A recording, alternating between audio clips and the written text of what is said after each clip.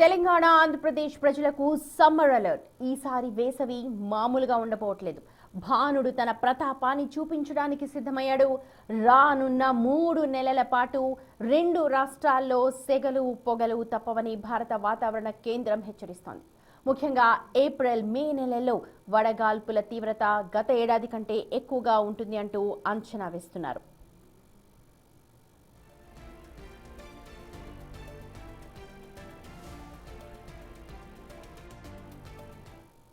ప్రత్యేకించి తెలంగాణలో గత ఏడాది మే నెలలో అకాల వర్షాల వల్ల ఎండ్ల తీవ్రత తక్కువగా ఉంది. కానీ ఈ ఏడాది పరిస్థితి అందుకు భిన్నంగా ఉండబోతోంది.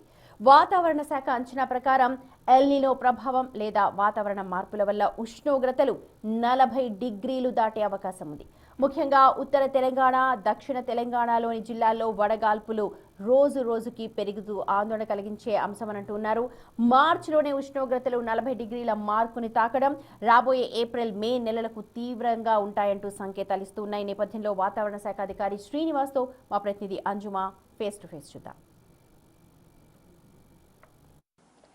దేశవ్యాప్తంగా 2026 వేసవి కాలంలో ఎండల తీవ్రత ఏ విధంగా ఉండబోతుంది అనే అంశంపై భారత వాతావరణ శాఖ కేంద్రం ఒక రిలీజ్ ని విడుదల చేసింది.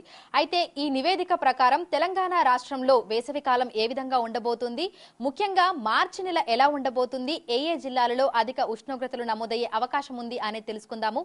మనతో పాటు వాతావరణ శాఖ అధికారి శ్రీనివాస్ గారు ఉన్నారు. ఒకసారి ఆయనతో మాట్లాడదాము. నమస్తే సార్. సార్, భారత వాతావరణ శాఖ కేంద్రం సమ్మర్ కి సంబంధించినటువంటి ఫోర్కాస్ట్ ని రిలీజ్ చేసింది. ఆ నివేదిక ప్రకారం తెలంగాణ రాష్ట్రంలో వేసవి ఏ విధంగా ఉండబోతోంది?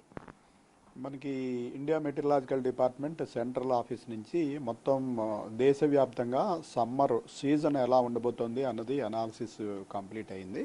దాని యొక్క ఫలితాలని మనకి 28వ తారీఖు ఫిబ్రవరి డీజీ మెటీరియాలజీ రిలీజ్ చేయడం జరిగింది. దీన్ని చూసినట్టయితే దేశవ్యాప్తంగా కూడా మనకి సారి వచ్చే సమ్మరు సాధారణ టెంపరేచర్ల కంట ఎక్కువే ఉంటాయని దేశవ్యాప్తంగా నివేదిక వచ్చింది. అలాగే మన తెలంగాణకి చూసినట్టయితే తెలంగాణలో కూడా ఈసారి మ్యాక్సిమం టెంపరేచర్లు అనేవి మనకి రాష్ట్ర వ్యాప్తంగా ఇంచుమించుగా ఒక గత యావరేజ్ కంటా కూడా ఎక్కువే ఉండే అవకాశం ఉంది. ఓన్లీ మనకి ఈ తూర్పున ఉన్న కొన్ని జిల్లాలు అంటే ఈ భద్రాద్రి కొత్తగూడెము, ఖమ్మము అటు ఆ జిల్లాలో, అలాగే దక్షిణ సైడ్ ఉన్నటువంటి మనకి నాగర్ కర్నూలు, మహబూబ్ నగర్ ఈ ప్రాంతంలో 1-2 జిల్లాల్లో మటుకు కొద్దిగా సాధారణ స్థితిలో ఉండే అవకాశం ఉంది. రాష్ట్రంలోని మిగిలిన 33 జిల్లాల్లో కూడా ఈసారి వేసవి టెంపరేచర్లు మనకి నార్మల్ టెంపరేచర్ల కంటే ఎక్కువే ఉండే అవకాశం ఉంది, మ్యాక్సిమం టెంపరేచర్లు. అలాగే మినిమం టెంపరేచర్లు కూడా మనకి ముఖ్యంగా రాష్ట్ర వ్యాప్తంగా నార్మల్ స్థాయి కంటే ఎక్కువే ఉండే అవకాశం ఉంది. ఓన్లీ కొన్ని దక్షిణ జిల్లాలు, ఒక 4-5 జిల్లాల్లో మటుకు సాధారణ స్థితిలో ఉండే అవకాశం ఉన్నట్టుగా మనకి తెలుస్తుంది. సాధారణంగా ఫిబ్రవరి నెలలోనే విపరీతమైనటువంటి ఉక్కపోత, ఎండవేడిమి వాతావరణాన్ని చూసాము. అయితే మార్చి నెలలో పరిస్థితి ఎలా ఉండబోతుంది అని చెప్పుకోవచ్చు అంటారు? మనకి మార్చి నెలలో కూడా ఈ మ్యాక్సిమం మినిమం టెంపరేచర్లు రెండు కూడా మ్యాక్సిమం టెంపరేచర్లు కూడా రాష్ట్ర వ్యాప్తంగా ఇంచుమించు అన్ని జిల్లాల్లోనూ కొద్దిపాటి మన తూర్పు జిల్లాలు, దక్షిణ జిల్లాల్లో మటుకు నార్మల్ స్థాయిలో ఉండే అవకాశం ఉంది. మిగిలిన అన్ని జిల్లాల్లోనూ కూడా మ్యాక్సిమం టెంపరేచర్లు సాధారణ స్థితి కంటే స్వల్పంగా అధికంగానే ఉండే అవకాశం ఉంది. అలాగే మినిమం టెంపరేచర్లు కూడా చూసినట్టయితే మినిమం టెంపరేచర్లు ఇంచుమించు మనకి ఈ పశ్చిమ దిక్కులో ఉన్న జిల్లాలు, అలాగే తూర్పు దిక్కులో, ఉత్తర దిక్కులో ఉన్న జిల్లాలన్నింటిలో కూడా సాధారణ స్థితి కంటే ఎక్కువ ఉండగా మనకి ఇటు తూర్పు జిల్లాలు, కొన్ని దక్షిణ జిల్లాల్లో మటుకు సాధారణ స్థితిలో ఉండే అవకాశం కనిపిస్తుంది. సో తెలంగాణ రాష్ట్రం మీద ఎల్ నినో, లా నినో ప్రభావం అనేది ఏ విధంగా ఉండొచ్చు అంటారు? ఈ సమ్మర్ లో పరిస్థితి ఎలా ఉండొచ్చు అంటారు? మనకి ఈ సమ్మర్లో ముఖ్యంగా ఈ టెంపరేచర్లు అనేటివి సాధారణ స్థితి కంటే ఎక్కువ ఉంటాయని ఒక రిపోర్ట్ వచ్చింది. అలాగే మనకి హీట్ వేవ్ రోజుల సంఖ్య చూసుకున్నట్టయితే తెలంగాణలో మనకి ఈ number of heat wave days అంటాం మనం.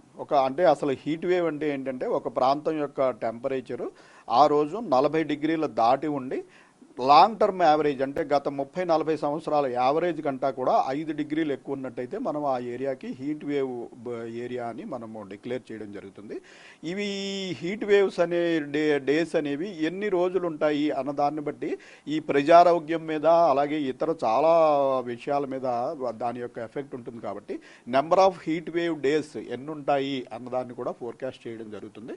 ఈ number of heat wave days చూసుకున్నట్టయితే మనకి ఈ సీజన్ మొత్తం మీద అంటే మార్చి, ఏప్రిల్, మే నెలలో సాధారణంగా ఎప్పుడు వచ్చే హీట్ వేవ్ డేస్ కంటా ఎక్కువగానే ఉండే అవకాశం ఉంది.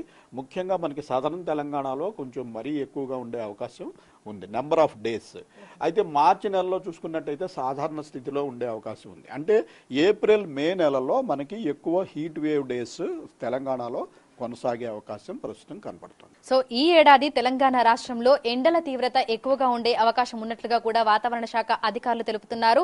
ముఖ్యంగా మార్చి సీజన్ లో మనకి హీట్ వేవ్ డేస్ అనేవి లేకపోయినప్పటికీ కూడా ఎండల ప్రభావం మాత్రం ఖచ్చితంగా ఉంటుందని చెప్తున్నారు. ఈ నేపథ్యంలోనే రానున్న 3-4 రోజుల పాటు పలు జిల్లాలకి ఎల్లో అలర్ట్స్ ని కూడా జారీ చేశారు.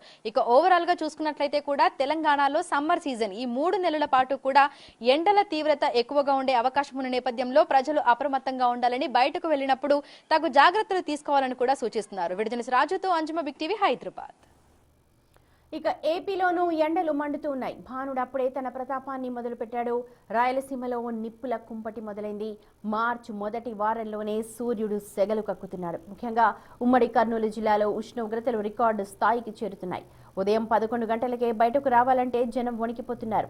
ఒకవైపు మధ్యాహ్నం వేళల్లో ఉక్కపోత, రాత్రి వేళల్లో ఈదురుగాలులతో కూడిన చలి. ఇలా వాతావరణంలో వస్తున్న మార్పులు ప్రజల ఆరోగ్యంపై తీవ్ర ప్రభావాన్ని చూపిస్తున్నాయి. వడగాల్పుల ముప్పు పొంచి ఉన్న దృష్ట్యా వైద్య ఆరోగ్య శాఖ కీలక సూచనలు చేస్తోంది.